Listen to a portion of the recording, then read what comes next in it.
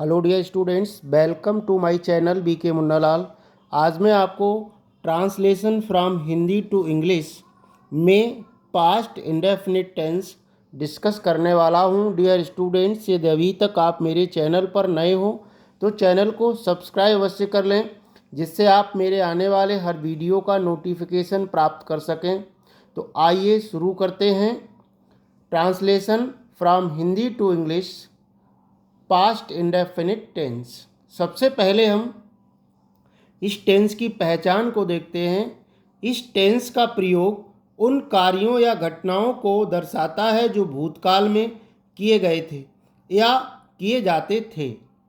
हिंदी वाक्यों के अंत में आ, ए, ई, था, थी, थे, ता, था, ती, थे, सका, सकी आदि शब्द आते हैं। अब हम अफर्मेटिव सेंटेंसेस सकारात्मक वाक्यों का अनुवाद किस प्रकार अंग्रेजी में करते हैं, इन्हें हम देखेंगे। अनुवाद का सूत्र है सिंगुलर सब्जेक्ट हो या प्लूरल सब्जेक्ट हो। एसएस मीन्स सिंगुलर सब्जेक्ट और पीएस प्लूरल सब्जेक्ट हो। कोई भी सब्जेक्ट हो, एक वचन का हो चाहे बहुवचन का हो, दोनों के साथ ही हमें वर्ब की सेकेंड फॉर्म का प्रयोग करना है, ऑब्जेक्ट लिखना है और कॉम्प्लीमेंट लिखना है। उदाहरण हम देखते हैं। उसने एक पत्र लिखा, तो ही लिखेंगे उसने की अंग्रेजी, और सेकेंड फॉर्म राइट की लिखेंगे wrote. He wrote a letter. मैंने ताज़े फल खरीदे, आई बाउट फ्रेश फ्रूट्स। हमने पैसे इकट्ठे किए, बी कलेक्टेड मनी। लड़कियों ने एक गीत गाया, गर्ल्स सेंग अ सॉन्ग। अब हम देखेंगे कि पास्ट इंडेफिनिट टेंस में नेगेटिव वाक्यों का अनुवाद किस प्रकार से करते हैं। अब हम इसका सूत्र देखेंगे। कर्ता एक वचन का हो या बहुवचन का हो, सिंगुलर सब्जेक्ट हो या प्लूरल सब्जेक्ट हो, दोनों के साथ हमें डिड नॉट लिखना होता है और वर्ब की फर्स्ट फॉर्म लिखनी होती है, फिर ऑब्जेक्ट, कॉम्प्लीमेंट आदि शब्द हमको लिखना होता है। अब इसका उदाहरण हम देखते हैं। उसने एक पत्र नहीं लिखा, he did not write a letter. उसने एक पत्र नहीं लिखा, ही लिखा हमने सब्जेक्ट, फिर डिड नॉट लिखा, फिर वर्ब की फर्स्ट फॉर्म लिखी, फिर a letter. He did not write a letter. मैंने ताज़े फल नहीं खरीदे, I did not buy fresh fruits. हमने पैसे इकट्ठे नहीं किए, we did not collect money. लड़कियों ने एक गीत नहीं गाया, girls did not sing a song. अब हम इंटरोगेटिव सेंटेंसेस को देखेंगे। प्रश्नवाचक वाक्यों का अंग्रेजी अनुवाद किस प्रकार से करते हैं। प्रश्नवाचक वाक्य दो तरह के रहते हैं। एक तो बेप्रश्नवाचक वाक्य रहते हैं जो क्या से आरंभ होते हैं, जिन्हें हम टैग क्वेश्चन कहते हैं।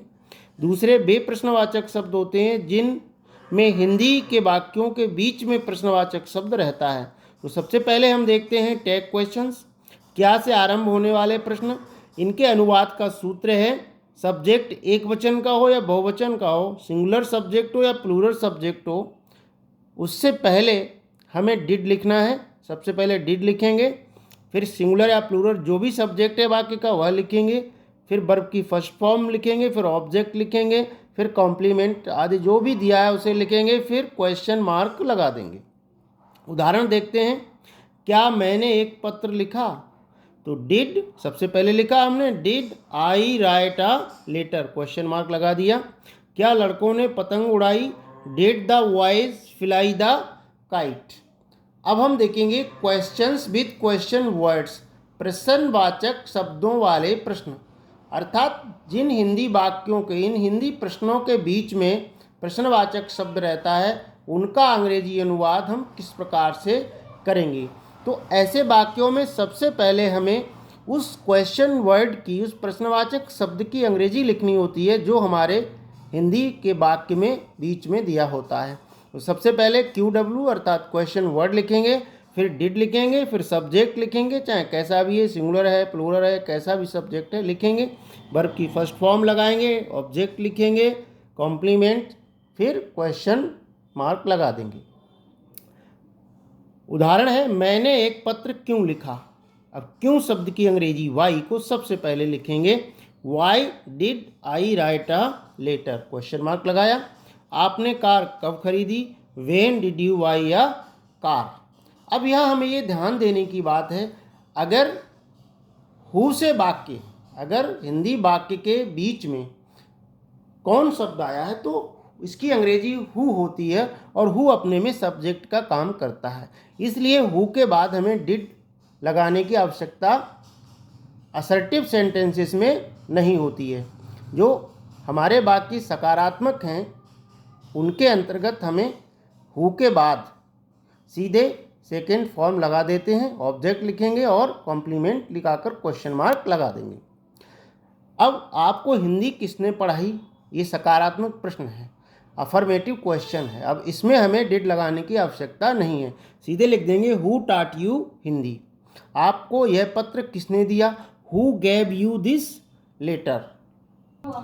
अब इंटेरोगेटिव नेगेटिव सेंटेंसेस, प्रश्नवाचक नकारात्मक वाक्यों का अंग्रेजी अनुवाद किस तरह से करेंगे, अब हम ये देखेंगे। तो सबसे पहले टैग क्वेश्चंस जो क्या से आरंभ होते हैं वह नेगेटिव हैं तो कैसे बनाएंगे। सबसे पहले डिड लिखेंगे, फिर सब्जेक्ट लिखेंगे, फिर नॉट, फिर वर्ब की फर्स्ट फॉर्म, फिर ऑब्जेक्ट, कॉम्प्लीमेंट आदि, फिर क्वेश्चन मार्क लगा देंगे। नेगेटिव वाक्य है तो हमें सब्जेक्ट के बाद नॉट का प्रयोग करना है। यहाँ पर क्या मैंने पत्र नहीं लिखा, did I not write a letter. क्या माँ ने खाना नहीं बनाया, did mother not cook food. अब हम देखेंगे क्वेश्चन विथ क्वेश्चन वर्ड, प्रश्नवाचक शब्दों वाले प्रश्नों को, जो नकारात्मक हैं, जो नेगेटिव हैं, उनको हम कैसे बनाएंगे। अब देखिए सबसे पहले करना क्या है, हमें सेम वही तरीका है जो अभी हमने टैग क्वेश्चंस का देखा, इसमें केवल क्वेश्चन वर्ड की अंग्रेजी को सबसे पहले लिख देते हैं। फिर डिड लिखेंगे, फिर सब्जेक्ट लिखेंगे, फिर नॉट लिखेंगे, वर्ब की फर्स्ट फॉर्म, फिर ऑब्जेक्ट, फिर कॉम्प्लीमेंट आदि लिखकर क्वेश्चन मार्क लगा देंगे। अब देखिए उदाहरण देखते हैं। आपने सच क्यों नहीं बोला, why did you not speak the truth. माताजी ने खाना कब नहीं बनाया, when did mother not cook food. उसने कार क्यों नहीं खरीदी, why did he not buy a car. Asha है स्टूडेंट ये वीडियो आपको पसंद आया होगा। पसंद आया हो तो लाइक कीजिएगा, शेयर कीजिएगा। टेंसेस को बहुत अच्छे से समझने के लिए आप मेरे साथ बने रहिए, मेरे वीडियोस को देखते रहिए और अभ्यास करते रहिए। Thanks for watching.